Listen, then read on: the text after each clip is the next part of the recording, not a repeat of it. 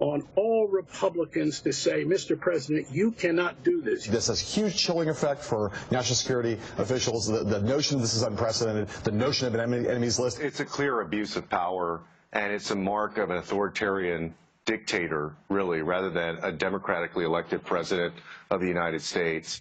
Well, that's all very subtle, don't you think? Well, Kentucky Senator Rand Paul made a bold suggestion to President Trump late last month: strip former CIA Director John Brennan of his security clearance, along with many other former government officials acting irresponsibly. And, of course, President Trump is now doing exactly that.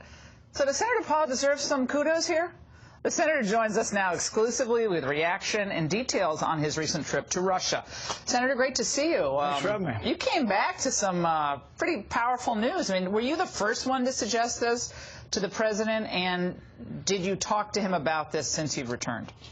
I'm going to talk to him about it this weekend some, about the trip to Russia and also about John Brennan. I've been calling for a review of the security clearances of a lot of folks, you know, Peter Strzok and others, for months and months and months. I wrote a letter to the FBI director last January asking, does he still have clearance? But with John Brennan, I think what the left is ignoring is that I think he should have had his clearance revoked for cause. You know, he leaked information that came out in the media that we had a double agent in Yemen. Remember when we were going after the underwear bomber? There still is a bomb maker in Yemen. He leaked that to the media, to people, Richard Clark, who had a security clearance, and then he went on television saying, oh, not to worry, we have a double agent in Yemen. The double agent was still there, and he put that agent's life at risk. John Brennan should have been fired for that alone. And then the spying on the Senate committee, that Dianne Feinstein, like, you guys are looking into my staff's computers. He denies it.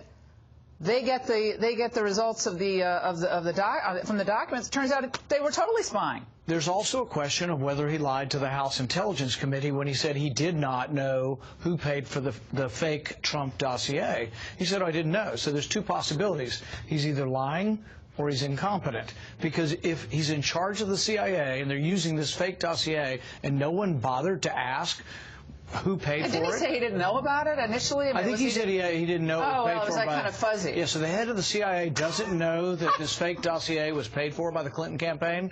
So that's either incompetence or he's lying, one of the two. Senator, he was pressed on this about Brennan yesterday, and about the security clearance. Brennan was pressed on it yesterday, and then he was pressed on, well, could it be that the president is answering to a third party, not just to the American voters?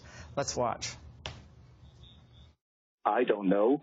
He is the one who has to account for those previous actions, and I don't know what he may be concerned about in terms of what might be divulged as part of this investigation. I find his attitude and behavior toward Vladimir Putin and the Russians very, very puzzling. I don't know what it is that is behind that. I certainly don't know all the things that Mr. Trump has been involved in over the years, and I do not pretend to have that knowledge.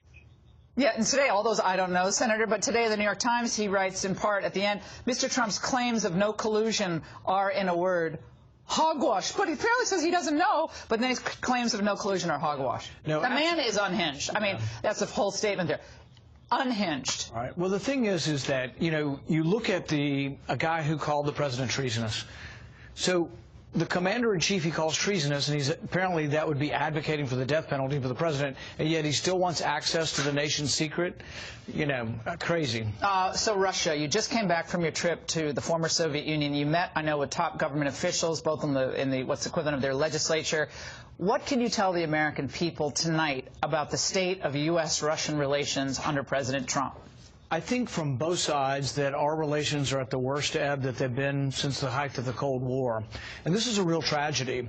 One of the great things that Ronald Reagan did was sitting down with Gorbachev. And so one of the highlights for me is I got to sit down for an hour with former President Gorbachev and talk about his recollections with Ronald Reagan, but also talk about how both sides, both Ronald Reagan and Gorbachev, had to defy the orthodoxy of their country to sit down and come to agreements. And they didn't, you know, call each other names. They didn't say murderous thug and talk about all the terrible things, some of which did happen throughout a long period of time in the Soviet Union. They sat down and said, let's try to make it better. And they did. Are some of these government officials going to be coming to the United States? I know you had extended an invitation. There was some thought of Trump meeting with Putin. I guess that's off the table. Right. I mean, there's a lot on the table, off the table. I think people are very confused about this. They have two houses in their parliament, one called the Federation, which is like our Senate, their upper body, and then they have the Duma, which is the lower body. They have both agreed to come to Washington in the fall for further meetings. That's a good thing. The downside is the chairman of each of the committees is banned from coming to the United States because of sanctions. So one of the things I'm going to ask the president, I'm going to talk to the president this weekend, is I'm going to say, why don't we take people off the list at least who are temporarily in the legislature? Yeah, or at least temporarily, so they can come and Exactly. speak. Senator Paul, we really appreciate your coming in tonight, and thank you for giving the update on the